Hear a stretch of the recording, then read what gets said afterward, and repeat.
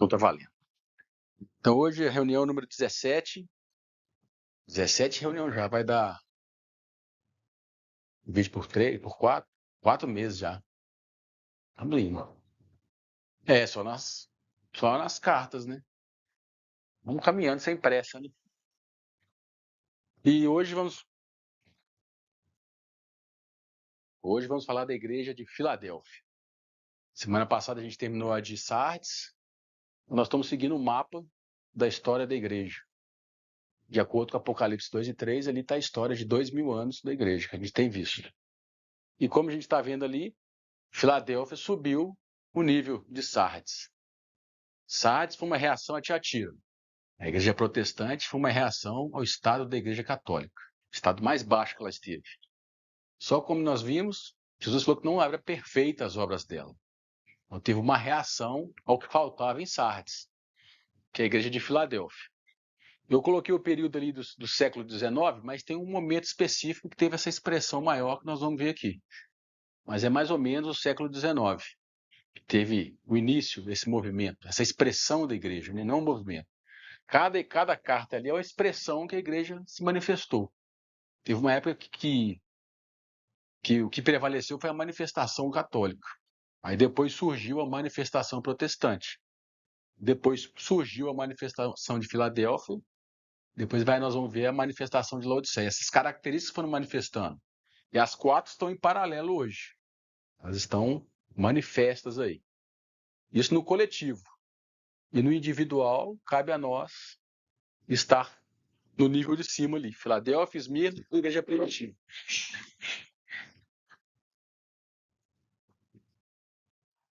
Então vamos ler lá a Igreja de Filadélfia. Apocalipse 3, versículo 7.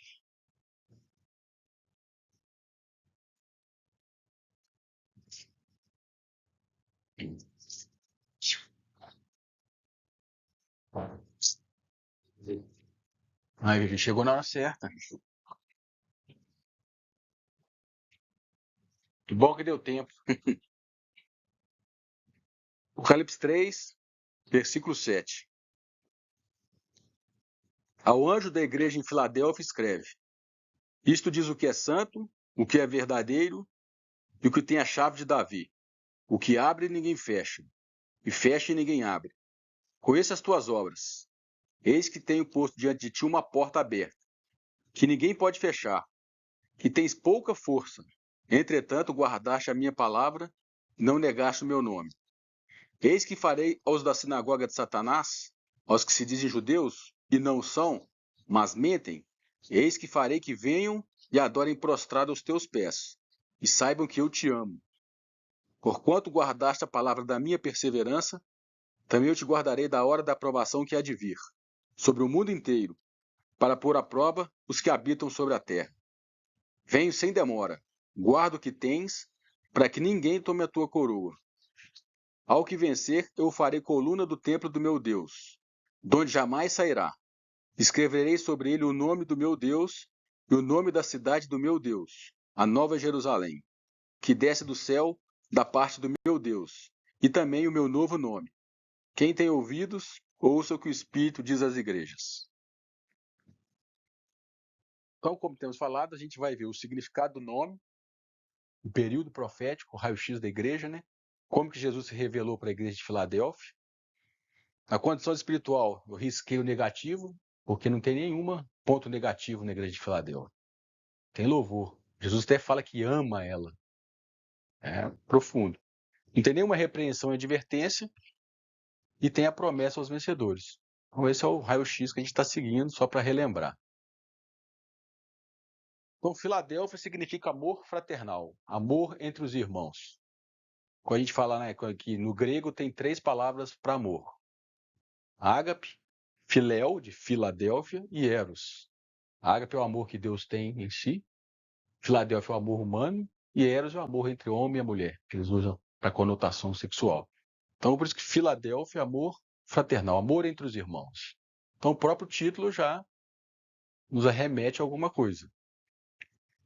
Eu coloquei ali de 1827 a 1847, por quê? O que dominava, o que prevalecia uma parte era a igreja protestante. Aquela igreja que a gente viu lá, dividida por denominações e por nacionalidade. E que, de uma certa maneira, seguia algumas coisas da igreja católica, porque ainda era rígido um clero e os leigos. Era rígido algumas liturgias e também essa coisa do clérigo e do leigo. E esse grupo de irmãos, nós vamos ver mais para frente, eles acharam que não era daquela maneira que devia, não. Que estava alguma coisa, não estava conforme a palavra de Deus. E eles reuniram na Inglaterra e começaram a reunir simplesmente como irmãos. Eles não reuniam em torno de nome nenhum, em torno do nome do presbiterianismo, do calvinismo, do arminianismo ou do batismo, não tinha nome. O nome era irmãos, simplesmente irmãos. Então, esse período durou 20 anos, aí nós vamos ver mais para frente porque foi só 20 anos. Mas é que começou um movimento diferente do católico e do protestante. Eles não eram nem católicos nem protestantes, apesar de ter a base nos protestantes, por causa da salvação feita pela fé, tinham direito a ler a palavra, mas eles não tinham rótulo nenhum. A gente conhece muito o protestante, os evangélicos. Não é à toa que Jesus fala que eles têm pouca força, pouca expressão, pouco recurso, mas tem muito valor. A igreja amada por ele. Essa não dá muito ibope, não chama muita atenção, uma maneira simples de viver dos discípulos. A outras vezes tem muito ibope, muito marketing, né? Mas a Jesus tem uma visão contrária. E nós vamos ver por que durou só 20 anos. A expressão maior foi 20 anos. A gente tem reflexo dela até hoje, mas vê pouco, tem pouca força. Que representa a unidade da igreja, a igreja sem placas. Igual eu falei, as igrejas, o cristianismo era conhecido ou pelo catolicismo ou por aqueles que protestaram contra o catolicismo. Isso geraram os protestantes, mas estava dividida em várias denominações, por nomes, de acordo com a doutrina. E aí surgiu esses irmãos, não, nós vamos reunir apenas no torno do nome de Jesus. Sem placas, não tem denominação. Então isso que a gente vê acontecer hoje, né, os desigrejados, ou as pessoas que às vezes decepcionam com o sistema, já existe desde o século XIX. E aí a gente aprendeu um pouco com eles. Então significa a unidade da igreja. A reforma não viu o que é igreja. Eles viram o que é salvação pela fé, mas o que é ser igreja, a reforma não reformou, não. Por isso que era dividida em várias denominações. Olá. E isso é muito importante, porque até hoje a igreja evangélica protestante tem dificuldade em ver o que é ser igreja. A gente está enraizado que igreja é aquele prédio lá, naquele formato e aquela hierarquia. E se a gente está fora daquilo ali, você recebe vários rótulos. Desigrejado, rebelde, mas a igreja não tem placas, não. A gente tem dificuldade de sair desse sistema. E esses irmãos foram que viram isso nesse século XIX, começaram a ver isso.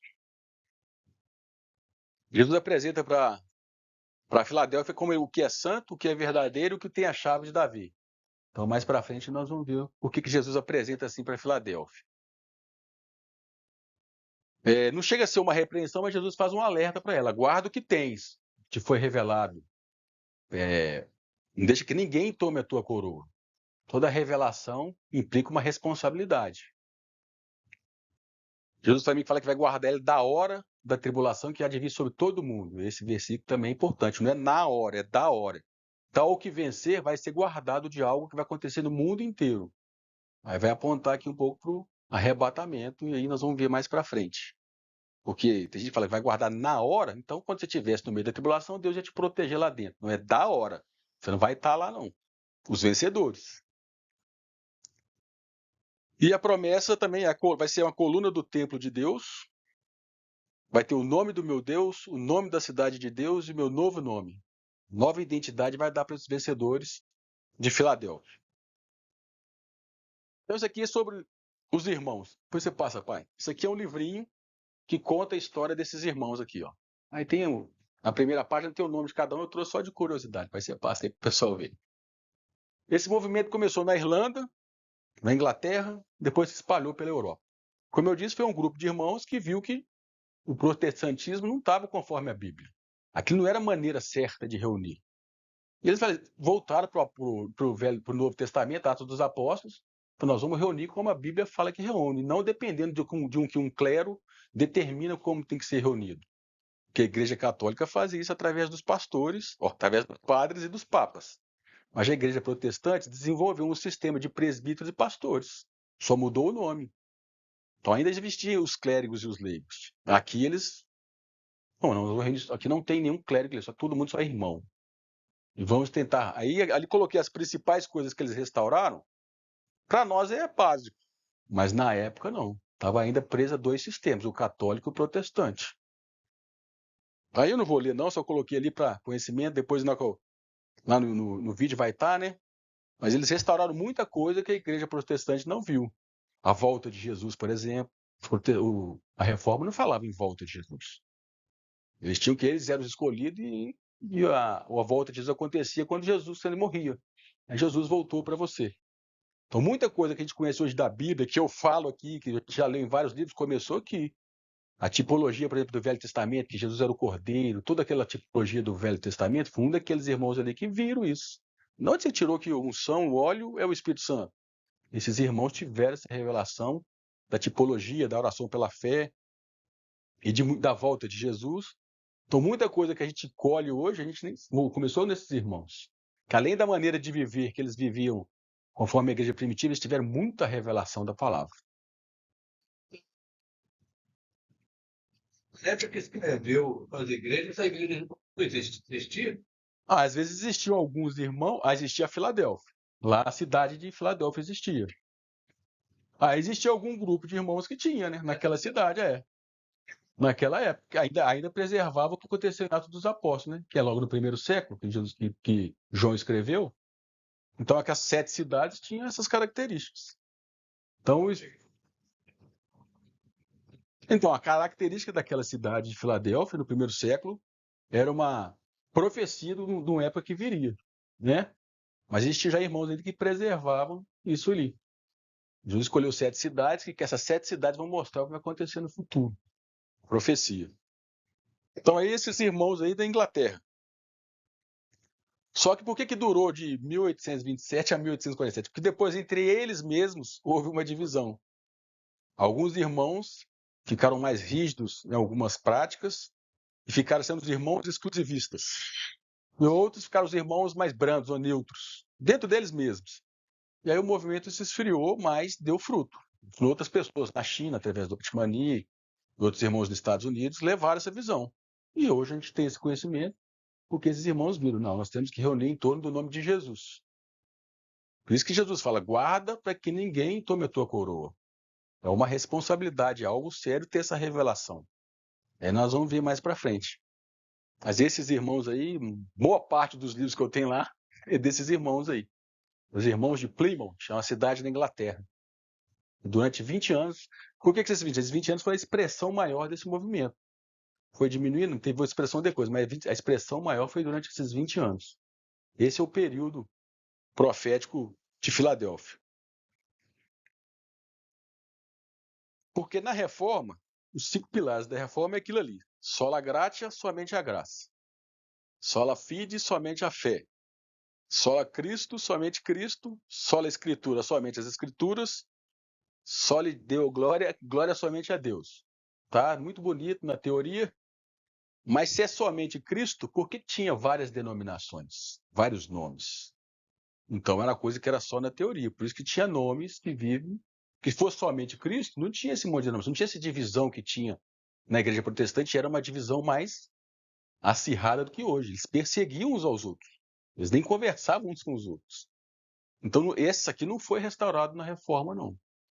Eu falei, a reforma não viu o que é ser igreja, maneira de reunir, o que significa ser igreja. Eles viram a salvação pela fé, pela graça, mas o que é ser igreja não viram, não. Depois da reforma, 1700, 1800, veio a santificação, consagração, mas faltou a unidade da igreja. Isso esses irmãos viram. Porque se é somente Cristo, não devia ter divisão. Ainda que a gente discorde de alguma coisa, nós temos que aprender a conviver na diferença. Então faltou isso e esses irmãos viram. Nós vamos reunir apenas como os irmãos. E essa que Filadélfia vai nos ensinar nessa carta aí. Então, somente é Cristo. O que significa a palavra Cristo? Como a gente falou no outro estudo, Cristo significa ungido, que no hebraico é Messias. Ungido é aquele que recebeu óleo, muito óleo na mão. O original da palavra é esse. Então, Cristo foi ungido e Jesus foi ungido para alguma coisa. Então, quando fala Jesus Cristo, fala da pessoa de Jesus, o homem que veio e encarnou Jesus Cristo. Jesus é o ungido. Cristo é um título. Quando fala Cristo Jesus, é a mesma coisa, só que está dando ênfase na obra de Jesus, a obra redentora e salvadora de Jesus. Por isso que põe na frente, Cristo Jesus. Agora tem só Cristo na Bíblia. Então, dependendo do contexto, refere-se à igreja também. Porque Jesus é o cabeça e nós somos o corpo. Se Cristo tem uma cabeça, também tem o corpo. Nós também recebemos uma unção um dia. Então, dependendo do contexto, o Cristo envolve o cabeça e o corpo. Então, é por isso que somente Cristo, que a igreja de Sardes não viu, a igreja da Reforma não viu, e os irmãos viram, então tem a ver com o cabeça e com o corpo. Porque a gente fica muito confortável com a não, estou seguindo a Jesus, eu amo a Jesus, sempre no vertical. Mas se não refletir na horizontal, não adianta de nada. É isso que é o desafio de ser Filadélfia. Isso que nós vamos ler. Porque a palavra de Cristo é isso. O óleo foi derramado. Quando é que foi derramado sobre Jesus? E quando foi derramado sobre a igreja, sobre o corpo? Então nós vamos pegar lá o Salmo 133. Para a gente ver essa figura.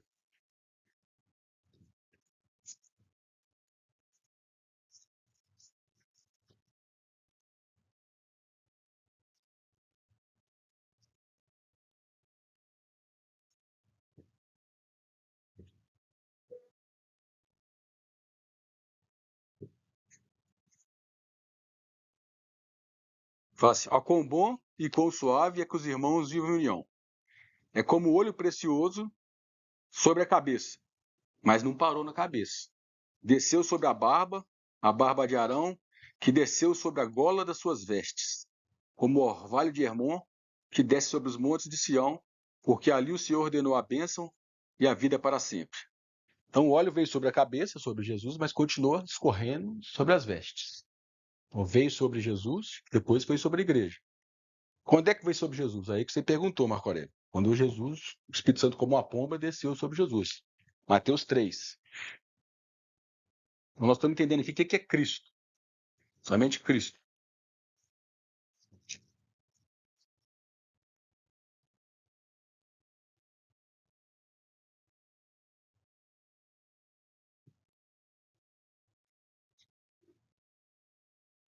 Então veio Jesus da Galiléia ter com João, junto do Jordão, para ser batizado por ele. Mas João o impedia, dizendo: Eu é que preciso ser batizado por ti, e tu vens a mim? Jesus, porém, lhe respondeu: Consente agora, porque assim nos convém cumprir toda a justiça. Então ele consentiu. Batizado que foi Jesus, saiu logo da água, e eis que se lhe abriram os céus, e viu o Espírito Santo, o Espírito de Deus descendo como pomba e vindo sobre ele. E eis que uma voz do céu dizia: Este é meu filho amado, em quem me comprazo. Então ali o pai do testemunho. É esse aí, é o Messias. Esse é o meu filho. Esse é o Messias tão esperado no Velho Testamento, quando Jesus saiu das águas. Ali o óleo derramou sobre a cabeça. E quando é que derramou sobre o corpo? Está lá em Atos dos Apóstolos, do Pentecostes, Atos 2.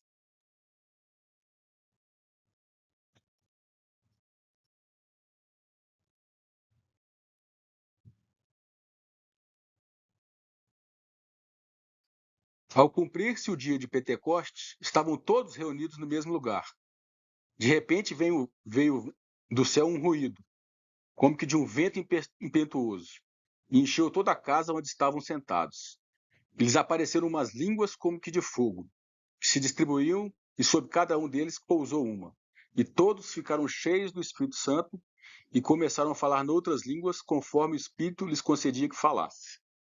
Então a profecia, o salmo aconteceu lá com Jesus, olha sobre a cabeça, ele escorreu sobre as olas das suas vestes, escorreu sobre o corpo, sobre a igreja. Então também somos o Cristo, também somos ungido. Agora, ungido para quê? Isso para a gente chegar na Filadélfia. que o tema de Filadélfia é o corpo de Cristo. É um desafio para nós ter consciência do que é o corpo. Então vamos ver para que foi ungido, tanto Jesus como para nós. Lucas 4. Essa unção é uma capacitação, é uma comissão.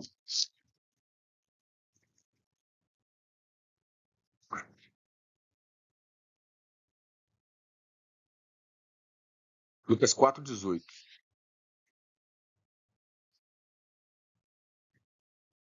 O Espírito do Senhor está sobre mim, porquanto me ungiu para quê? Para anunciar as boas novas aos pobres, enviou-me para proclamar libertação aos cativos, restauração das vistas aos cegos, para pôr em liberdade os oprimidos e para proclamar o ano aceitável do Senhor. Então Jesus foi ungido para isso e depois comissionou a igreja para isso. Jesus falou, farão obras maiores que as minhas. Então, ter esse conceito do que é corpo de Cristo, a igreja, implica nessa missão aqui. Se a igreja não é igreja, ela falha na unção. Então, nós vamos ver a importância de Filadélfia nisso. A gente fala de igreja é muito fácil, nós somos igreja, igreja. Por isso que Jesus apresenta para Filadélfia como aquele que é santo e verdadeiro. Verdade. Filadélfia não tem isso só como doutrina, ela tem a realidade do que é ser igreja. Foi o que esses irmãos viveram no século XIX e que é o grande desafio, viver a realidade do que é ser igreja. Não é estar juntado num lugar só estudando a palavra, só cantando música, mas é no dia a dia. E aí, Paulo fala que grande é esse mistério. Qual mistério? Que de Cristo, de Jesus, existe uma extensão dele, o corpo de Cristo. Isso é um mistério. Estava guardado por Deus. Que os judeus só esperavam o Messias, um Salvador, mas ele tinha um mistério por trás do Salvador. O primeiro mistério de Deus, que Efésios fala que o mistério de Deus é Cristo. Qual que é o mistério? Que o Messias é o próprio Deus, Filho de Deus. Os judeus não esperavam que o Messias fosse o seu próprio Deus, o Filho dele. E em Jesus tem o mistério de Cristo. Que em Jesus existe uma noiva, existe um corpo. O Paulo fala que isso é um mistério. Então vamos ler lá. Isso era uma promessa do Velho Testamento. Que Cristo, no Velho Testamento, chamava Messias, Machia, né? Sei lá como é que fala. O que eles esperavam era esse libertador de Israel. Eles queriam trazer o reino de Israel. O Velho Testamento, essa promessa começou lá em Gênesis. Nascerá da mulher uma semente, pisará a cabeça da serpente. E depois falou por Abraão, que de ti serão benditas todas as nações. Então essa promessa do Cristo tinha outros nomes no Velho Testamento. E foi renovada em Abraão. Aí com Abraão, já se sabia de onde que viria a promessa da semente. Vai vir dessa família aqui que se tornou o povo de Israel e foi sendo trazido até Jesus vir. O Cristo, ou o Messias, vem dessa promessa, que de Israel, do povo de Israel, que seria bendita todas as nações. Dali que viria o libertador. Só que Israel só entendeu isso como significado político, né, físico. Por isso que eles rejeitaram Jesus. E aí essa promessa foi dada para os gentios, que é a igreja que nós vamos ler aqui. Que é o Cristo. A igreja foi ungida porque ela aceitou o cabeça. Mas primeiro foi dado para os judeus. Se o judeu tivesse aceitado, o mundo conheceria Jesus através dos judeus. Mas como o judeu rejeitou, o mundo está conhecendo Jesus através da igreja. Então vamos ler lá em do homem. E Cristo é um título. Igual tem presidente fulano, governador fulano. Cristo é um título, ungido, que no Velho Testamento chamava Messias. Em hebraico é Messias, em grego é Cristo, ungido. Igual meu pai fala, né? E eu concordo. Nós temos que falar Jesus Cristo. Porque você identifica quem que é o seu Deus e quem que é o seu ungido. Cristo não é que está errado, mas é bom você identificar, porque no fim dos tempos a Bíblia não fala que vai aparecer vários Cristos, ou várias pessoas falando que são enviadas por Deus. Aí você vai identificar, não, o meu é Jesus, não é o Maomé, não é a Maria, é o Jesus, é aquele homem lá. Se você não concorda, tudo bem, mas a gente se diferencia, igual eu falei uma vez com um amigo. Não estou falando que você está errado, que você está certo, que eu estou certo. Eu estou nos diferenciando, porque a sutileza do mundo, às vezes, é falar que é tudo igual. Ah, não, você crê em Jesus, mas é igual o Maomé.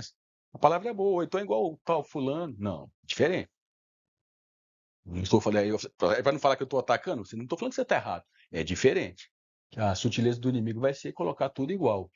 Porque o inimigo, no fim dos tempos, ele não é ateu. Ele é anticristo. Ele é anti o filho. Vai falar de Deus de outras maneiras. Até o Sonaria fala de Deus, o Gadu, o grande arquiteto do universo, um Deus impessoal. Mas quando você identifica por Jesus, aí o mundo espiritual e as pessoas. E é isso que vai ser o ponto de divisão no fim dos tempos. Falou em Jesus, esse povo aí ele é radical, é preconceituoso, você vai ter rótulo por seguir Jesus. Agora o Cristo vai aparecer vários, como Jesus falou. Agora identifica quem que é que vai ser o seu rótulo, né? Que vai ser perseguido. Então aqui em Efésios, Paulo fala desse mistério.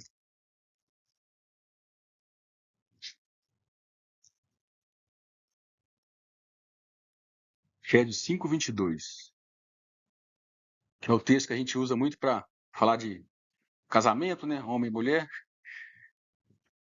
Vós, mulheres, submetei a vossos maridos como ao Senhor, porque o marido é o cabeça da mulher, como também Cristo é o cabeça da igreja, sendo ele próprio salvador do corpo.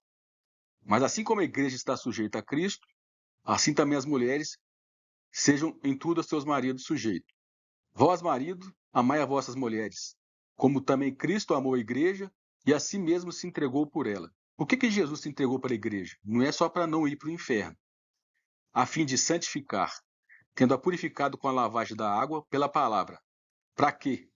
Para apresentá-la a si mesmo igreja gloriosa, sem mácula, nem ruga, nem qualquer coisa semelhante, mas santa e irrepreensível. Assim devem os maridos amar as próprias mulheres, como a seus próprios corpos. Quem ama a sua mulher, ama-se a si mesmo. Pois nunca ninguém aborreceu a sua própria carne. Antes, a nutre e preza, como também Cristo a igreja. Porque somos membros do seu corpo. Por isso deixará o homem o seu pai e a sua mãe, e se unirá à sua mulher. E serão os dois uma só carne. Grande é este mistério, mas eu falo em referência a Cristo e à igreja. Todavia também vós, cada um per si, acima a sua própria mulher como a si mesmo. E a mulher reverencia seu marido. Então fala, grande é esse mistério, mas eu falo em referência a Cristo e à igreja. Porque somos membros do seu corpo. Assim como Adão, quando viu Eva, falou assim, essa é osso dos meus ossos e carne da minha carne, Jesus está falando que esses são meu membro. Mesma coisa, esses são ossos dos meus ossos e carne da minha carne. Como se Jesus fizesse essa declaração. E aí tem uma questão polêmica, eu só vou julgar porque não dá tempo de estudar agora. Nem toda igreja é a noiva de Cristo. A gente aprendeu que uma coisa é o corpo, outra coisa é a noiva. Porque se a gente pegar a figura de Adão e Eva, Eva foi tirada do corpo de Adão. Jesus está tirando uma noiva do corpo, que é a igreja. Eva veio da costela de Adão. A igreja está vindo, e da costela de Jesus são água e sangue. Então a noiva ela é produzida por água e por sangue. A gente fala, o corpo de Cristo o corpo é o corpo. O ideal é que todo o corpo fosse a noiva, mas tem que estar certo da água e do Espírito. É só para. Aí é um outro tema. É porque a gente aprendeu algumas coisas, falando, todo mundo é a noiva. A noiva ela é gloriosa, sem mancha, sem ruga, sem marca. Eu posso ser corpo e não me tornar noiva. É só lembrar da figura de Adão e Eva. O corpo estava lá, mas faltava uma noiva. Isso choca um pouco por causa do protestantismo, por causa de Sardes. A gente tem que ser a noiva. Porque se for esperar que todo mundo seja uma noiva gloriosa, sem mancha, sem ruga, sem marca, Jesus não vai voltar nunca. É aquele velho tema que o povo de Deus indou e a gente tem essa dificuldade porque é herança de Sardes. Salvação é pela graça e todo mundo vai para o céu. Mas se a gente vê nos versículos, a gente vê que tem muitas condições, que existe um desafio. Mas você está salvo, você é filho, mas a herança, ser noiva, as bodas do cordeiro, é para um tipo de cristão, como já falou. Mas o corpo é isso. O corpo é um mistério, e o mistério é esse, tirar de alguém um outro corpo, um outro ser. É o que Jesus está fazendo, o que o Espírito Santo está fazendo. Assim como ele fez lá no Velho Testamento, no princípio com Adão e Eva. Um sono profundo foi colocado sobre Adão e foi tirado uma noiva. O Jesus está ausente, o sono profundo é a ausência de Jesus. E daí ele está tirando uma noiva desse corpo místico. Então a realidade desse corpo é que a gente tem que entender. Então não existe crente, cristão, autodidata, carreira solo, porque aí não adianta não, a gente só tem a teoria do que é a igreja. A gente tem que ter consciência do que é ser igreja. É difícil. Ainda mais que nós estamos misturados no meio de Sardes e de Laodiceia, que nós vamos estudar ainda. E Uma coisa é ter ciência, outra coisa é ter consciência. A gente tem muita ciência. Somos o corpo de Cristo, temos que amar uns aos outros. Mas a consciência é quando isso entra para a mente e desce para o coração. Você vira entendimento. E a consciência gera uma responsabilidade. Eu entendo que Deus vai nos julgar não pela ciência, mas sim pela consciência. Mas Ele está trabalhando isso na gente. Porque tem muitas coisas que a gente tem ciência e ainda não dá conta. Mas a partir do momento que Ele... Agora você dá conta. Aí Ele vai te cobrar. Isso é individual de cada um. Então a gente tem que aprender com o Filadélfia a consciência do que é ser irmão. O teu irmão André, o Fabinho, vai falar, meu irmão, meu pai é meu irmão. A gente tem muito isso no dia a dia. Agora, consciência é aquilo que nos... Igual eu gosto de falar, antes de eu ser o Renatinho atleta, marido, profissão, seja médico, eu sou igreja. Primeira identidade nossa é a igreja. Fulano é pastor, fulano é advogado, ele é pai, ele é filho, ele é um jogador de futebol. Não, você é igreja. Primeira identidade é essa. O dia que nós aceitamos Jesus nessa expressão, me tornei igreja. As outras partes da minha vida, as outras partes da minha identidade têm que ser sujeitas a isso. O que falta, às vezes, no nosso meio, no cristianismo, é entender essa seriedade do que é ser igreja. É a expressão do que de Deus deixou aqui. E igreja não existe individual, tem que ser coletivo. Mas não tem que ser lá também, não. Encontra lá, esse é que é o desafio. Não está lá, mas ao mesmo tempo sai de lá, não achar porque eu saí de lá, eu sou melhor e maior. Mas lá também está difícil. Para quem tem filho aí, sabe que isso é bíblico, né? Falou que a apostasia viria. Achar esse equilíbrio é um desafio para nós. Porque só porque saiu de lá, nós somos lá em Filadélfia, depende do coração. Ou senão é igual os irmãos unidos lá no século XIX. Eles saíram e dividiram. Em vez de ser chamado presbiteriano, chamamos os irmãos unidos. O coração é que nós vamos ver a característica de Filadélfia. É difícil achar esse ponto. Eu tenho que ir lá, não tenho que ir lá, é individual. Mas saiba que lá está contaminado, não por causa da minha opinião. Jesus falou que eles contaminaram as vestes, só tem nome que vive. E a gente vê aí também, não precisa de ser muito inteligente, o fruto que está aí da igreja. Eu falo que quem nasceu, quem converteu no século XXI, às vezes não tem que comparar, né? A igreja não era grande, já era menos pior um tempo atrás, quando quando era mais novo, quando meus pais levavam na igreja, era menos pior. Agora, quem nasce aí nesse tipo de acha que o evangelho é isso. Às vezes fala, pastor, não vou falar o nome não, pastor falando uma benção. Quê? Não sabe o que é benção? Eu vou falar o nome não. Isso aí é benção para você? É porque as pessoas às vezes estão sem referência. Aí entra a responsabilidade de quem viu um pouco a luz, mostrar que existe uma referência. Eu gosto de dar um exemplo assim, se uma pessoa bem simples, lá do interiorzão, vive na cabaninha, chegar aqui e me ver com Uno, achar que eu sou rico, porque a referência dela, mas se eu vi aqui um cara chegando com um Porsche ou uma Ferrari, tudo é referência. Tem gente que a referência da igreja é isso aí, a igreja é uma benção. Tem grupo de louvor, tem som, tem teatro, tem muito recurso e acha que bênção é isso. Tem música animada. O problema é o referencial. Isso que é o grande problema.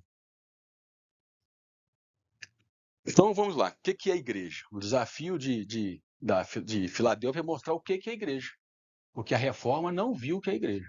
Eles se dividiram em vários grupos, igual, e seguiram, de certa forma, a cartilha católica. O católico tinha catedral, o protestante tinha templo. Lá tem um sistema de padres, agora tem um sistema de pastores. E era muito rígido, eles eram acima mesmo. E eles ficavam por conta da palavra e os outros viviam a vida tal. Então tinha um intermediário. Então, o modo de ser igreja, a gente tem que reinventar o que é ser igreja. É o que nós vamos tentar conversar aqui hoje nas próximas reuniões. Então vamos ler Mateus 18, 20.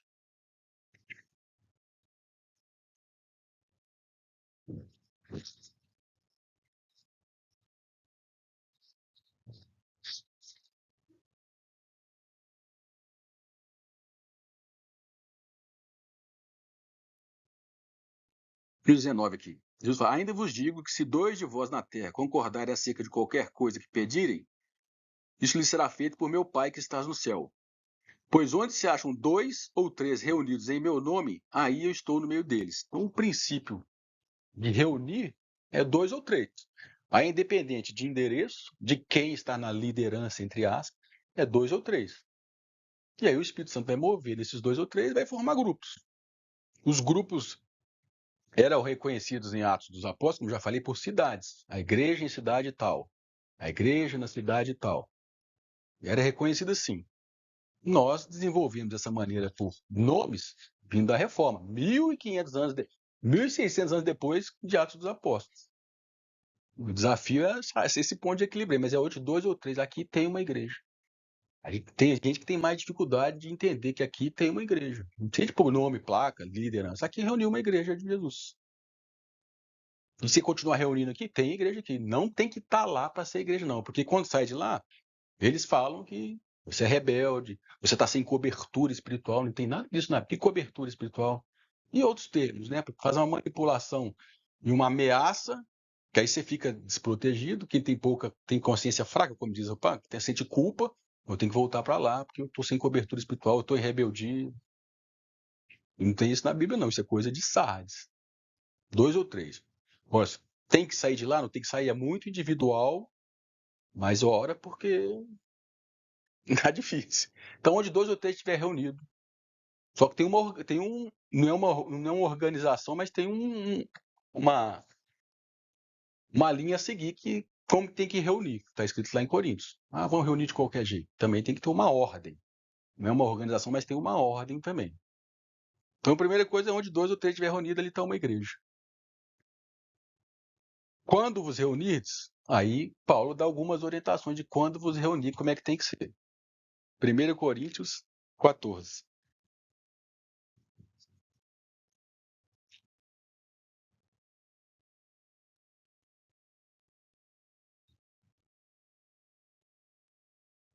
Deixa eu ver. 14 e 26. Isso aqui.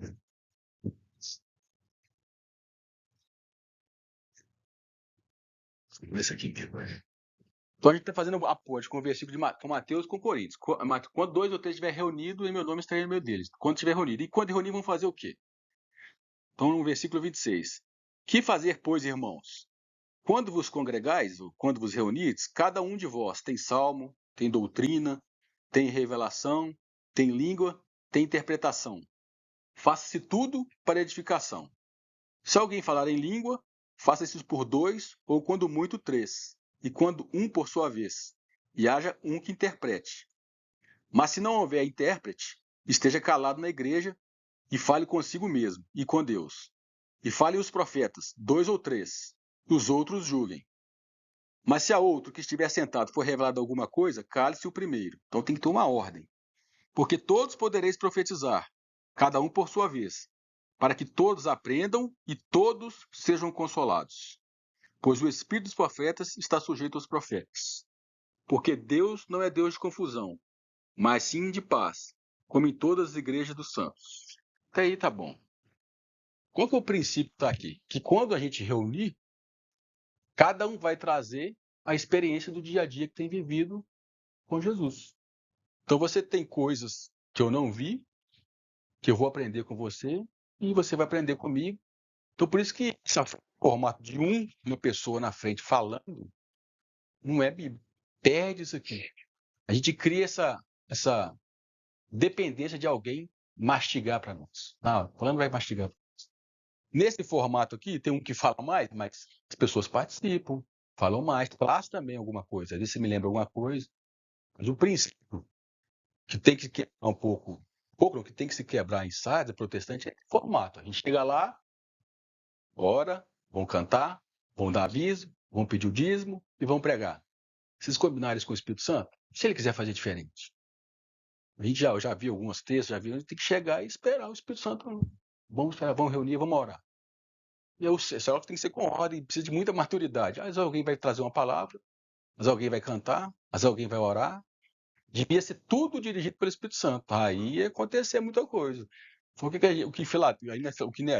Laodiceia que nós vamos falar ainda mais para que tenta fazer, é fazer acontecer. Vão cantar assim, vão orar de tal maneira, vão enfeitar assim, vão pintar de preto, vão tentar fazer o Espírito Santo. Isso é coisa de macumba. Baixa o tambor para o Espírito descer. A igreja evangélica de vez em quando é assim, vamos fazer várias coisas para ver se o Espírito Santo desce. É o contrário, vamos parar e ver o que o Espírito Santo quer fazer.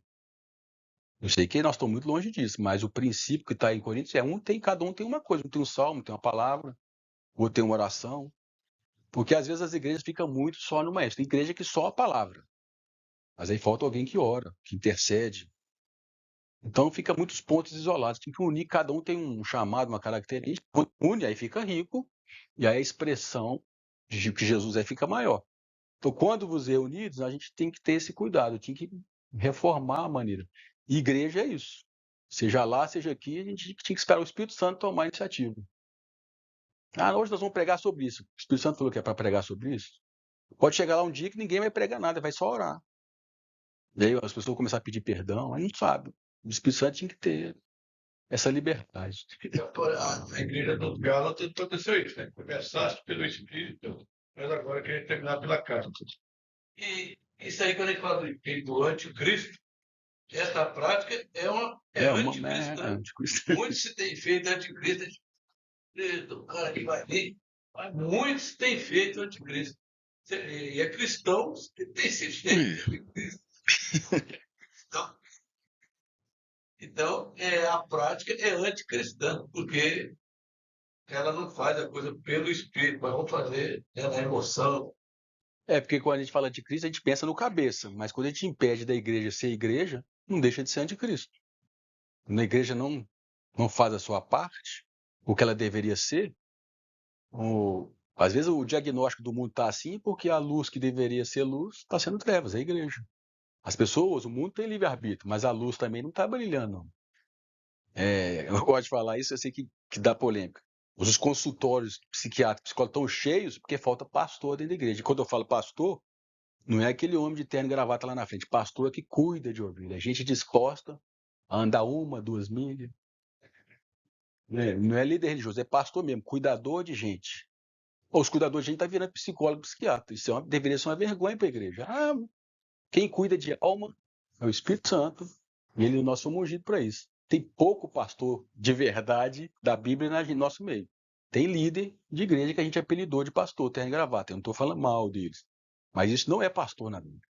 Pastor é aquele que pega a ovelha e carrega. Só como não tem pastor, aí as pessoas estão correndo para os consultórios. Isso é um diagnóstico ruim da igreja. Porque tem 5 ministérios e Sardes só acostumou com um.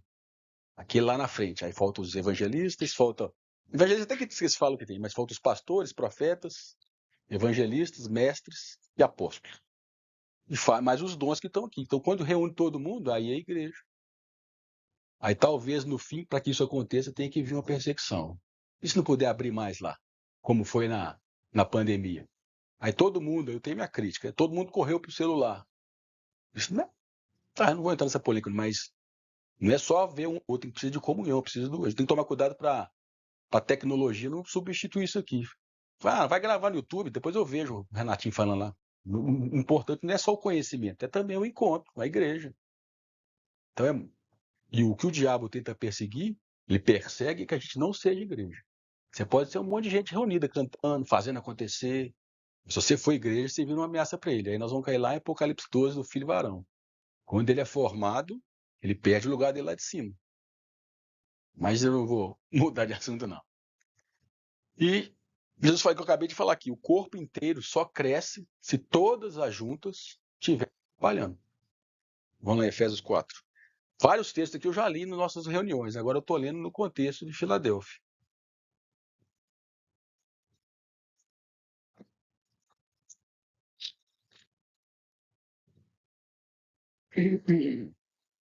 Efésios 4:11.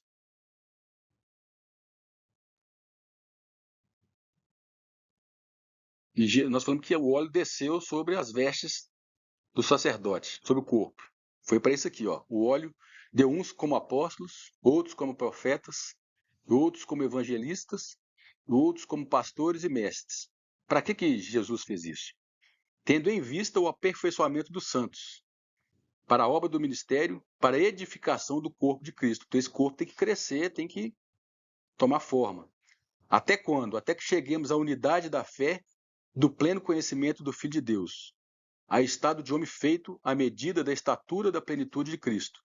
E tem outro objetivo aqui, que a gente precisa dessa manifestação de todos os membros do corpo de Cristo. para que não sejamos meninos inconstantes, levados ao redor por todo o vento de doutrina, pela fraudulência dos homens, pela astúcia tendente à maquinação do erro. Antes, seguindo a verdade em amor. Então não adianta ter só o conhecimento, não, tem que ser em amor. Cresçamos em tudo naquele que é o cabeça, Cristo, do qual o corpo inteiro, bem ajustado e ligado pelo auxílio de todas as juntas, segundo a justa operação de cada parte, efetua o seu crescimento para a edificação de si mesmo em amor. Então, se a igreja ela tem um formato de só alguns cooperando, ela não vai crescer, ela vai ser doente, vai ser levada por vento de doutrinas.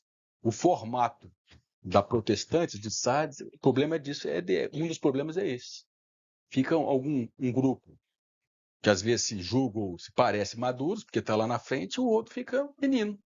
Porque ele tem algo para dar também, a gente acaba virando consumistas. Vão lá, ver qual que é a palavra de hoje. Vamos lá ver se o louvor é bom de hoje. Aí nós vamos entrar em Laodiceia depois, né? E aí acaba desenvolvendo vários produtos. Culto para o empresário, culto para o gay, culto para o casal, culto para homem, culto para mulher, é só produto. E as pessoas viram só consumidores. Vamos lá, o que tem de bom para mim hoje? E você, o que você tem de bom para levar lá hoje? Se não tem, põe o joelho no quarto aí que está precisando de crescer. A gente vira consumidor. Então, a igreja, nós estamos vendo um diagnóstico por que a igreja está assim. Por causa de Sardes, mas Filadélfia vem nos ensinar o caminho.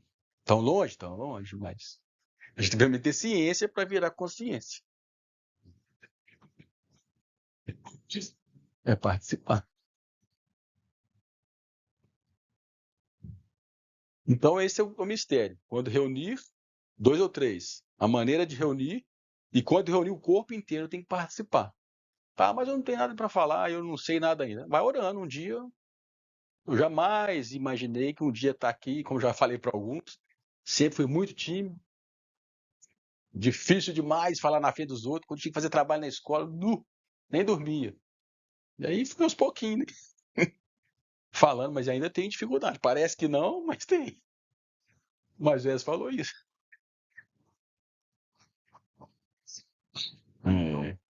Jeremias também falou, eu sou como uma criança, não sei falar. Deus escolhe aqueles. Então, a gente tem que ter essa consciência. Eu estou no corpo, não é para ser mero espectador. Mas também agora, não vou sair igual um doido querendo fazer alguma coisa. O Espírito Santo, uma hora. Não tem que ser alguma coisa também grande aos nossos olhos, né? Tem que aparecer. Às vezes, você vai cuidar do seu pai e da sua mãe o resto da vida que está doente. Ou do seu filho. É uma obra da igreja. A gente só pensa, às vezes, numa coisa que aparece, que destaca, né? Mas tem pouca força, mas tem muito valor. Então, grande é esse mistério. Então, por que Jesus aparece para Filadélfia como santo e verdadeiro? Porque ela tem essa realidade, não só essa ciência. Filadélfia tem a realidade do que é ser igreja, do que é amar o irmão de verdade, como a Bíblia diz. Então, ela é santa, ela é separada, não só de Tiatira, mas separada também de Sardes. E quando eu falo separado, não é só sair de lá. O coração entendeu que é mais do que aquilo ali.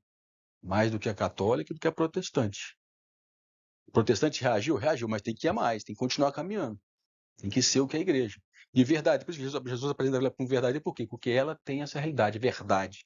Ela tem essa realidade de igreja que ama uns aos outros, a igreja primitiva. Então Jesus fala que nós vamos ser conhecidos se amamos uns aos outros. João, a realidade está aqui, de Filadélfia. João 13, 33.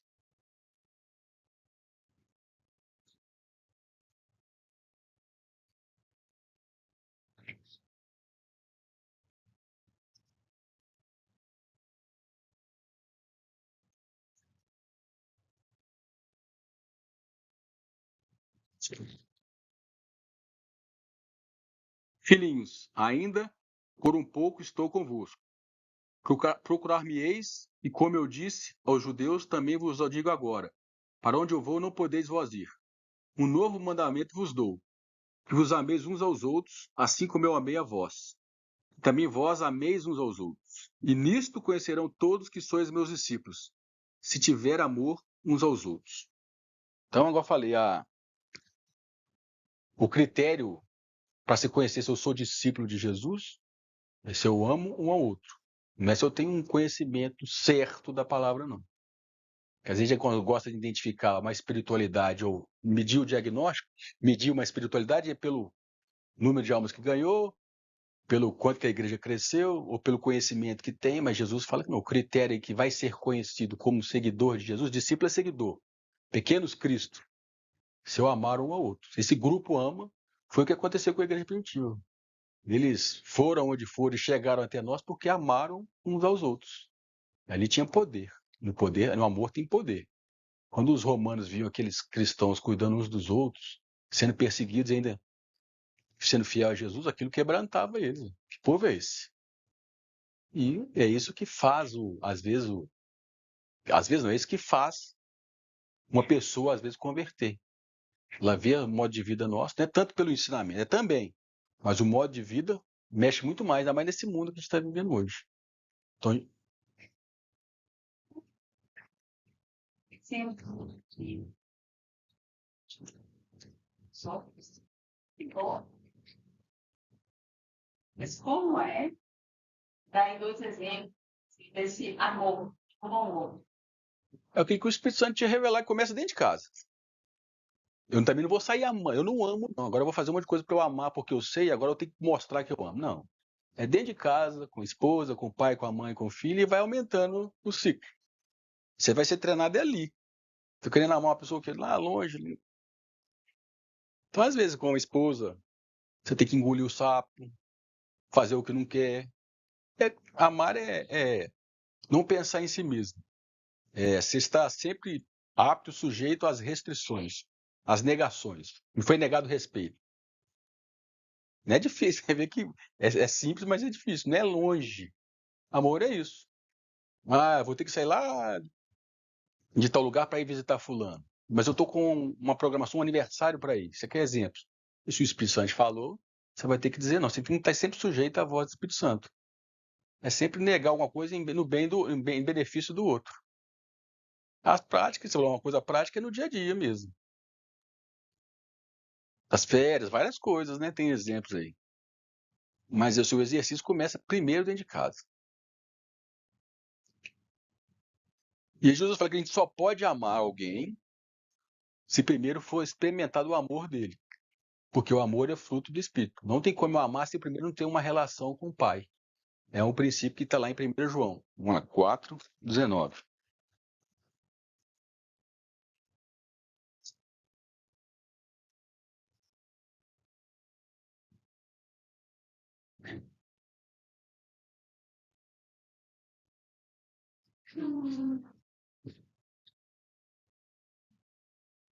Fala assim, nós amamos porque ele nos amou primeiro. A gente às vezes entende esse versículo só quando eu converti. Como Jesus me amou, quando eu converti, então eu amo. Mas isso é no dia a dia. Quando eu experimento esse amor no dia a dia de Deus, na minha caminhada com Ele, eu vou ficando mais apto a amar. É uma prática. Então, um princípio está aqui. Quando eu me ama, eu amo também. Não tem como eu amar sem experimentar o amor de Deus, não.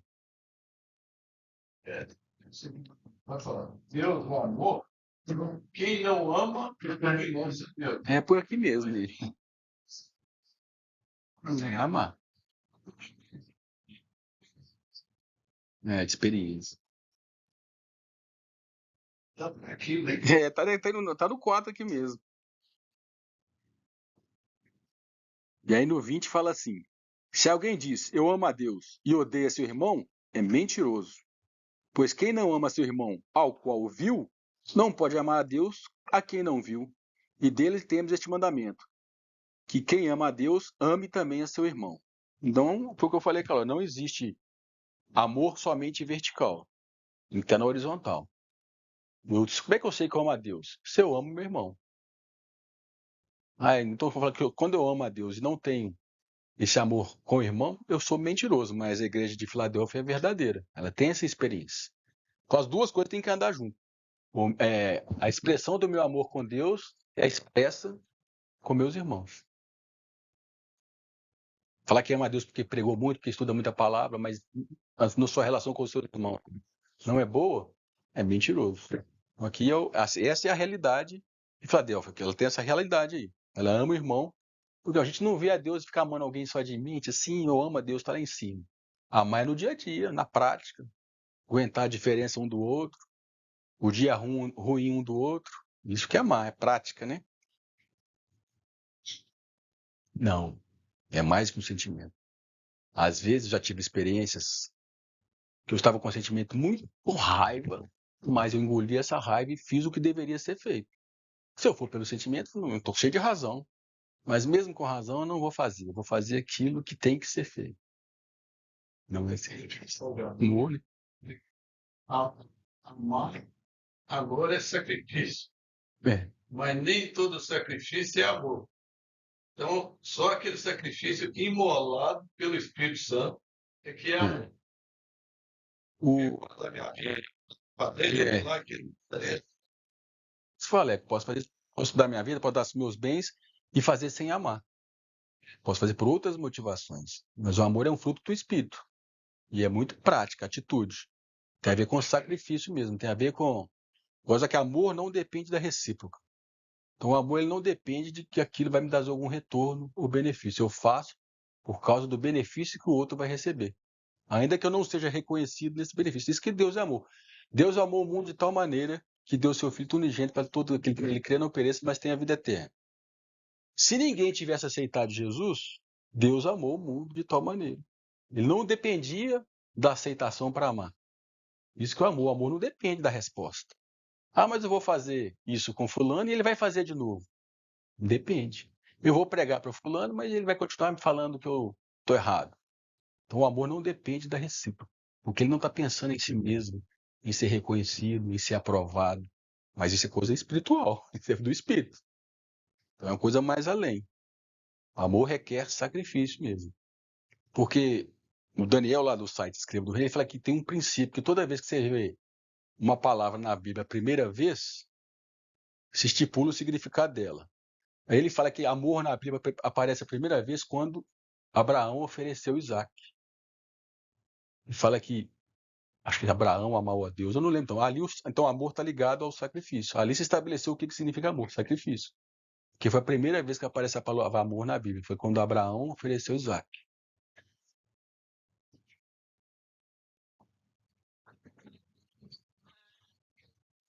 É. E pede a Deus para ajudar nesse sentimento. É.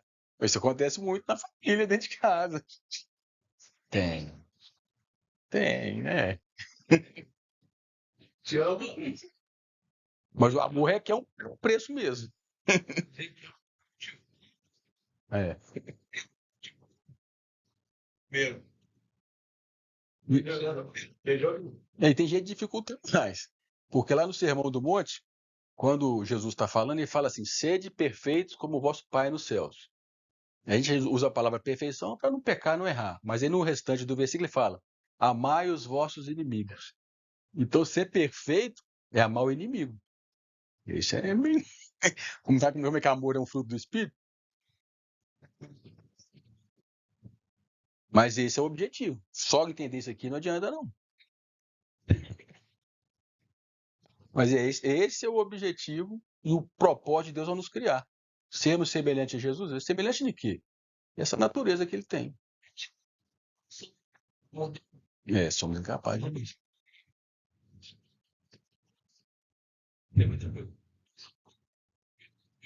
E outra, a gente não tem calma ninguém. Nós estamos pensando pela fé. Mas a gente já fica pensando em sacrifícios grandes. Lembra lá no convívio dia a dia com o marido, com a mulher, com o filho, com o pai, com a mãe, com o irmão. Pequena coisa. Ele é diferente, ele faz aquilo que você não gosta, você vai ter que esperar fundo por amor para manter a paz. Aí começa nas pequenas coisas. A gente fica lendo coisa grande demais, tem que fulano lá que eu não suporto ele, mas eles têm uma pequena coisinha ali.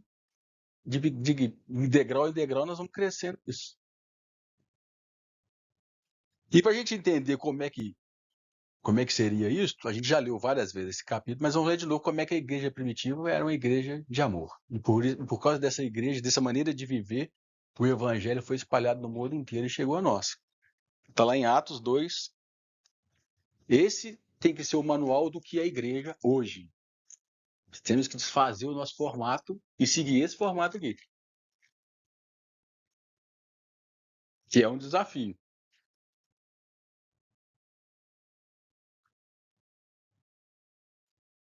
Atos 2, vou ler a partir do 41. De sorte que foram batizados os que receberam a sua palavra. Naquele dia agregaram-se quase 3.000 almas, pois que Pedro pregou. E como é que essas almas, depois que se converteram, conviviam? Eles perseveravam na doutrina dos apóstolos, na comunhão, no partir do pão e nas orações. Em cada alma havia temor, e muitos prodígios e sinais eram feitos pelos apóstolos. Todos os que criam estavam unidos e tinham tudo em comum, e vendiam suas propriedades e bens e os repartiam por todos, segundo a necessidade de cada um. E perseverando unânimes todos os dias no templo, partindo o pão em casa, comiam com alegria e singeleza de coração, louvando a Deus e caindo na graça do todo o povo. E cada dia acrescentava o Senhor os que iam sendo salvos. É o Espírito Santo que acrescentava, não tinha que sair atrás de converter as pessoas. Essa maneira de viver. E agora no 4:35, é como se fosse uma continuação desse aí. 4:32, eu coloquei errado ali. Da multidão dos que criam era um só o coração e uma só alma. E ninguém dizia que coisa alguma das que possuía era sua própria, mas todas as coisas lhes eram comuns. Com grande poder os apóstolos davam testemunho da ressurreição do Senhor Jesus. E em todos eles havia abundante graça. Essa maneira de viver em amor traz poder do Espírito Santo. Pois não havia entre eles necessitado algum, porque todos os que possuíam terras ou casas, vendendo-as, traziam o preço do que vendiam e depositavam aos pés dos apóstolos. E se repartia a qualquer um que tivesse necessidade. Então até aí tá bom. Essa era o estilo de vida da igreja primitiva, é o estilo de vida da Filadélfia. É o amor uns aos outros na prática. E a gente tem duas coisas que é um desafio para amar: mexer no bolso e mexer no tempo. Eu acho que é mais difícil mexer no tempo que no bolso. Porque às vezes você fala, tira o dinheiro aqui, deposita o dinheiro para a pessoa e vou viver minha vida, ajudei, ele estava precisando. Às vezes ele está precisando de dinheiro, mas está precisando de atenção, de ouvido. E na nossa rotina hoje, dar o tempo eu acho que é mais difícil do que dar dinheiro. Que é duas coisas que nos desafia hoje quando fala nas relações uns com os outros. E sempre vai ter um necessitado no nosso meio, para provar o necessitado se ele confia em Deus e para provar o que tem em abundância para ver se ele está apegado no que ele tem. Sempre vai ter. Ah, Deus, por que... Aí a igreja de Sardes inventa algumas coisas. A fulana está necessitado porque não dá o dízimo. Por causa do devorador. Não vai ter o necessitado, sim. Tem gente que dá dízimo e continua necessitado. Isso aí é outro assunto. É para estar passado. Mas sempre vai ter para provar os dois. Os dois precisam de fé e de abrir mão. Um abre mão do seu medo, da sua insegurança, outro abre mão das suas posses. Então, o desafio de um dos desafios de ser Filadélfia é o nosso templo e nossas posses. É um desafio grande. Ali é expressar na prática se eu amo ou não. Então, dito isto, é o que eu coloquei ali. É despertar a consciência de que é ser irmão. Essa palavra é nós somos irmãos. A gente entende mesmo lá no profundo o que é ser irmão. Quando a gente tem irmãos na carne, a gente entende mais e se compadece e se envolve mais. Mas o outro também é meu irmão. Nós somos gerados pelo mesmo sangue, o sangue de Jesus. Então isso tem que virar consciência. Acho que nós temos ciência. Quando virar consciência num grupo maior, aí começa a viver igual essa igreja aqui, primitiva. É simples, mas é profundo e é desafiador. Aí, diante disso, para terminar, eu vou só mais 2 slides. A gente tem um desafio. Porque agora na coisa prática e sendo bem sincero, nós viemos da igreja protestante, alguns estão lá ainda, viemos da igreja evangélica. Como conviver com a igreja evangélica sem eu sair de lá achando que eu sou melhor? Entendeu a minha questão? Porque eu estou lá, às vezes eu sou Filadélfia porque eu não estou mais em Sardes. Mas não adianta só sair de lá. Mas também ficar lá é complicado. É uma questão para o dia de hoje. Igual quem tem filho, às vezes me fala, para onde que eu vou levar meu filho se lá está ensinando isso? Para onde que eu vou? Tem muita gente, onde que eu vou? Eu não sei. Porque quando você começa a ter uma consciência de algumas coisas, não, mas lá está diferente do que está na palavra. Mas se eu sair de lá quer dizer que eu estou no caminho? Então a gente tem que ter. Vou pegar 2 versículos para a gente entender o coração de Filadélfia. Tem que ter o coração de Filadélfia. Independente se está lá ou se está aqui. O primeiro versículo está em 2 Timóteo 2.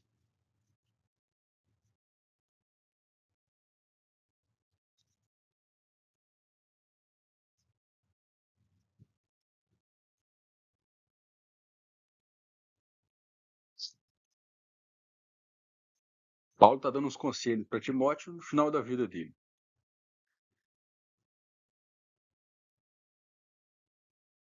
Vou ler a partir do 15 aqui, ó. 2,15. Dá para a gente ficar mais um contexto aqui. Procura te apresentar-te diante de Deus aprovado, como obreiro que não tem de se envergonhar, que maneja bem a palavra da verdade. Mas já tem um primeiro conselho. Evita as conversas vãs e profanas, porque os que delas usam passarão a impiedade ainda maior, e as suas palavras alastrarão como gangrena, entre os quais estão Himeneu e Fileto, que se desviaram da verdade, dizendo que a ressurreição já é passada, e assim perverteram a fé de alguns. Então, tem certos assuntos e certas doutrinas que não entram na discussão. Isso que o Paulo está falando. Aí no 19. Todavia, o firme fundamento de Deus permanece tendo este selo. O Senhor conhece os seus, e aparte-se da iniquidade todo aquele que profere o nome do Senhor. Apartar aqui já está a santidade, separar. Ora, numa grande casa, não somente há vasos de ouro e de prata, mas também de madeira e de barro. Uns, na verdade, para uso honroso, outros, porém, para uso desonroso. Essa casa aqui é a casa de Deus. Esse vaso de desonra aqui não está falando de gente do mundo, não. Gente do mundo, essa expressão que a gente usa, não é casa de Deus. Uma casa aqui, Deus tem dois tipos de filho. Hein? Tem filho que traz desonra para o pai. Ou vai dizer que todo cristão crente, tá, beleza, tá agradando a Deus. Até nós mesmos já desonramos Deus várias vezes. Então ele está falando que tem dois tipos de filho aqui. De ouro e de prata, outro de madeira e de barro. Uns para honra, outros para desonra. Aí no 21. Se, pois, alguém se purificar destas coisas, será vaso para a honra, santificado e útil ao Senhor. Deus pode te usar. Preparado para toda boa obra. Foge também das paixões da mocidade e segue a justiça, a fé, o amor, a paz, com os que de coração puro invocam o Senhor.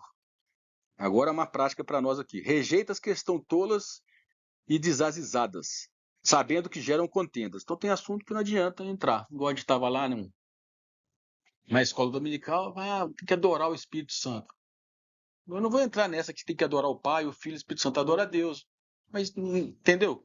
Tem assunto que não vai fazer diferença. Agora eu estou adorando o Espírito Santo. Agora eu estou adorando o Pai. Tem assunto que gera no meio do povo de Deus que não tem necessidade nenhuma. Estou dando um exemplo, né? Adora a Deus. Não precisa dessa divisão. Assuntos que não levam a lugar nenhum. Tem que dividir? Não, tem essa divisão. Ninguém fica com ciúme que está sendo mais adorado que o outro. Não. Então tem assunto no nosso meio que fala, não, rejeita essas questões. Agora, e ao servo do Senhor, não convém contender. Então, se a gente entende, se você acha que você tem um pouquinho de Filadélfia, tem aqui alguns conselhos para lidar com o vaso de desonra. Ao servo do Senhor não convém contender, mas sim ser brando, tem uma versão que fala amável, para com todos, apto para ensinar, paciente, corrigindo com mansidão os que resistem, na esperança de que Deus lhes conceda o arrependimento, para conhecerem plenamente a verdade, que se desprendam dos laços do diabo, por quem haviam sido presos, para cumprirem a vontade de Deus. Então esse é o nosso papel, ser manso e apto para ensinar com paciência. Ele está ali disponível para o Espírito Santo. Então foi o que Paulo falou, está apartado da iniquidade, santificação, santidade. Então dependendo, e aqui, quando Filadélfia apareceu, ele não apartou só de Tiatira, ele apartou de Sardes também. Tem coisas que acontecem no meio evangélico protestante que não dá para conviver. E aí a gente tem que ter essa sabedoria também, porque realmente tem hora que não dá para, porque afastou muito. Porque Sardes virou Laodiceia, nós vamos ver ainda. E certas práticas e reuniões que não tem nada de Deus. É verdadeiro show, espetáculo, entretenimento. Paga luz, põe pisca-pisca, põe fumaça, virou entretenimento os cultos. E louvorzão, aí não vou entrar nos méritos, não. E muito barulho e acha que é o Espírito Santo. Então, isso aqui, todo domingo eu venho aqui para isso, só para agitar a alma, né? A injeção na veia para ficar animado. Na hora que sai do culto, acabou o efeito da música. Então, assim, vai longo, tem que ter discernimento e misericórdia a Deus para entender como caminhar nesse meio. Mas aqui Paulo está falando. Não contender, não tem que sair entrando em discussão. Eu não preciso de convencer ninguém que eu estou certo. O negócio aqui não é estar certo, é estar vivo. Quem se preocupa em estar certo é Sardes. Tem nome que vive, não, eu tenho nome, eu tenho a razão. Mas tem vezes que vai ter que confrontar mesmo certas heresias. Igual Jesus fez, né? Chamou os escribas fariseus de hipócritas, raça de víboras, foi pesado com eles. Então tem momento mesmo. Jesus não pegou um chicote expulsou os cambistas do templo, é o que está precisando ser feito hoje. Muito cambista dentro do templo hoje, dentro do povo, não é demais da conta. Nu. Se Jesus viesse hoje, ele ia pegar o chicote, ia pegar uma metralhadora. Também. Virou verdadeiro, nem preciso falar. Ser brando e paciente ou amável e manso. Mas manso não é passivo. Então a gente tem que pedir a Deus. Jesus era manso ou não era? Era, mas pegou o chicote. Manso está disponível à orientação do Espírito Santo. Não é um cachorro manso, ele não é guiado. Então tem que estar manso e estar ser guiado pelo Espírito Santo. Não vou nem pelo meu ímpeto. Às vezes você fica indignado com certas coisas que acontecem, né? Vai lá e fala, e tá errado. Às vezes não, você tem que esperar o momento certo. Então ser manso. Esse é um conselho que Paulo dá para tentar conviver entre Sardes, Tiatira e Filadélfia. Ainda tem Laodiceia. É o desafio ter o coração de Filadélfia. E aí, vou falar só mais um pouquinho, semana que vem eu vou terminar, porque isso aqui é importante. Só quero mostrar o coração de alguém que viu os seus irmãos no cativeiro. Foi Neemias. Só que eu pulei aqui. Coloquei os dados, deixa eu ver aqui. É aqui que eu quero ler, depois eu volto. Na semana que vem eu corrijo. Neemias, capítulo 1.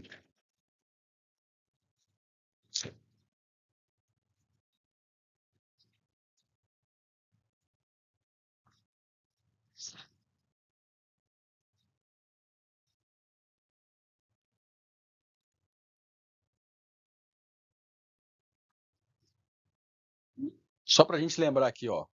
Tiatira é o povo, a igreja católica, representa Israel, cativeiro na Babilônia. A igreja também ficou cativa na Babilônia espiritual, na igreja católica. Aí veio Esdras, representa a reforma, porque Esdras trouxe o templo de volta e a lei de volta. Mas faltou alguma coisa para restaurar. Jerusalém e os muros estavam destruídos. É isso que Neemias representa a igreja de Filadélfia. A restauração não foi completa com Esdras. O templo estava lá, a lei estava lá, mas e a cidade? E os muros? Aí Neemias viu isso. E nós vamos ler o contexto de Neemias é Filadélfia, que faltava uma restauração lá e Esdras não terminou, assim como faltou uma restauração que a reforma não terminou. Vamos ver aqui em Neemias capítulo 1. Palavras de Neemias, filhos de Acalias.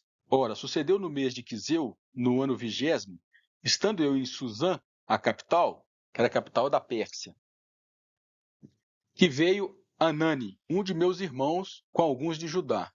E perguntei-lhe pelos judeus que tinham escapado e que restaram do cativeiro acerca de Jerusalém. Ele queria saber dos irmãos dele que ficou cativo em Jerusalém.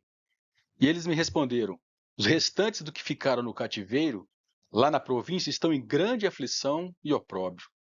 Também estão derribado o muro de Jerusalém e as suas portas queimado a fogo. Tendo eu ouvido estas palavras, sentei-me e chorei, e lamentei por alguns dias. E continuei a jejuar e orar perante o Deus do céu, e disse: ó Senhor Deus do céu, Deus grande e temível, que guarda o pacto e usa de misericórdia para aqueles que te amam e guardam os teus mandamentos. Estejam atentos os teus ouvidos e abertos os teus olhos, para ouvirdes a oração do teu servo, que eu hoje faço perante ti, dia e noite, pelos filhos de Israel, teus servos, confessando eu os pecados dos filhos de Israel. Ele confessou o pecado do povo, que temos cometido contra ti. Sim, eu e a casa de meus pais pecamos. Na verdade, temos procedido perversamente contra ti, e não temos guardado os mandamentos, nem os estatutos, nem os juízos que ordenastes ao teu servo Moisés. Lembra-te, pois, da palavra que ordenaste ao teu servo Moisés, dizendo: se vós transgredirdes, vos espalharei por entre os povos. Mas se converterdes a mim e guardardes os meus mandamentos e os cumprirdes, ainda que os vossos rejeitados estejam na extremidade do céu, de lá os ajuntarei e os trarei para o lugar que tenho escolhido, para ali fazer habitar o meu nome. Eles são os teus servos e o teu povo, que resgataste com teu grande poder e com tua mão poderosa. Ó Senhor, que estejam atentos os teus ouvidos à oração do teu servo, e à oração dos teus servos que se deleitam em temer o teu nome, e fazer prosperar hoje o teu servo, e dar-lhe graça perante este homem. Então, no versículo 4. Tendo eu ouvido estas palavras, sentei-me e chorei, e lamentei por alguns dias, e continuei a jejuar e orar perante o Deus do céu. É isso que eu queria fechar aqui hoje. Se eu penso que estou liberto do cativeiro, quando eu olho para os que estão cativos, é esse que tem que ser o sentimento. Quando eu vejo a igreja evangélica protestante do jeito que está, é esse sentimento que é a igreja de Filadélfia. Eles estão cativos. O muro está derribado. O muro é para cercar, né? Não tem santidade, separação nenhuma entre a igreja e o mundo. E a Jerusalém é o templo, é o povo de Deus, a nova Jerusalém. Está lá em grande aflição e opróbrio. Aí ele entra para interceder. Ele chorou, lamentou, orou e jejuou. E nós vamos ver semana que vem que ele largou a vida boa dele lá no reino da Pérsia e foi lá para construir. Esse é o coração de Filadélfia. Estou aqui, estou conhecendo bem, Deus me deu graça, né? Estamos vivendo, mas os meus irmãos cativos lá. Essa é o coração de Filadélfia. Difícil, muito difícil. Mas Neemias traz essa mensagem para a gente. Isso aqui, ele lamentou, orou e jejuou por muitos dias. E confessou o pecado não foi dele, foi do povo dele. Então ele não importou só com o estado dele, que já estava bem. Existe um povo cativo lá, a cidade está derribada, não tem muro nenhum. O que não tem na igreja hoje é muro, né? Hoje qualquer coisa na igreja, qualquer coisa entra dentro da igreja.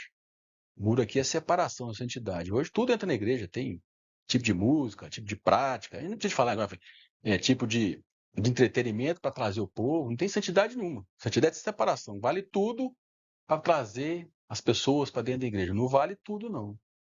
Tem que ser pelo meio do Espírito Santo. O fim não justifica os meios. Ah, a gente vai fazer alguma coisa aqui para atrair as pessoas. O que atrai é o amor, como a gente leu lá, e a mensagem. O Espírito Santo é que atrai, não é nenhum entretenimento, alguma maneira diferente de fazer. Então os muros estão derribados. A gente fez esse estudo aqui há uns 3 anos atrás, da restauração. A gente usou a restauração de Israel, do templo de Jerusalém, para uma figura da restauração que precisa ser feita hoje.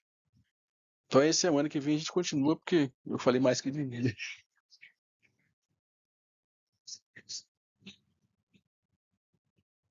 Eles falam, não, eles têm aquele sentimento de, com o Estado de No Israel, Estado de Israel. ainda conserva essa coisa. Eles tem a da nação, da pátria,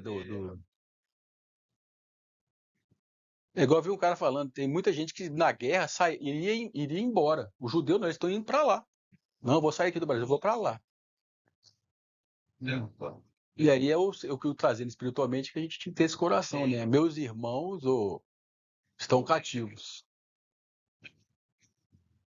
Eu não. Sou eu. É. Então, assim, eu acho que o Neemias é isso que traz, mas se meus irmãos estão cativos lá, eu tenho que interceder por eles. Eu tenho que estar nas mãos do Espírito Santo. De que maneira que vai ser, eu não sei. Mas os meus irmãos têm que ver aquilo que eu estou vendo. E eu tenho que vigiar para aquilo que eu estou vendo não me soberbeça e me separe deles. Que aí eu vou perder. Por isso que Jesus falou, vigia para que ninguém tome tua coroa, nem você mesmo perca a sua coroa. Aí surgiu aí os movimentos Caminho da Graça, né? Então esses aqui são os da graça. Os da graça não estão no caminho da graça, não são. Vai surgindo movimentos que se sair de lá, aí cria um muro. Os que estão errados e os que estão certos. Você tem que ter o coração disposto a trazer eles para reconstruir Jerusalém e os muros novamente. É o que Filadélfia, Tiatira era o povo cativo, Esdras restaurou uma parte, mas Neemias acabou a restauração final. Aí Jerusalém estava com o templo, com os muros, porque um dia Jesus viria, falou, eis que viria o meu templo, vai ser a mesma coisa, o Jesus vai voltar e tem que achar um templo espiritual. Então é isto. Nesse sentido,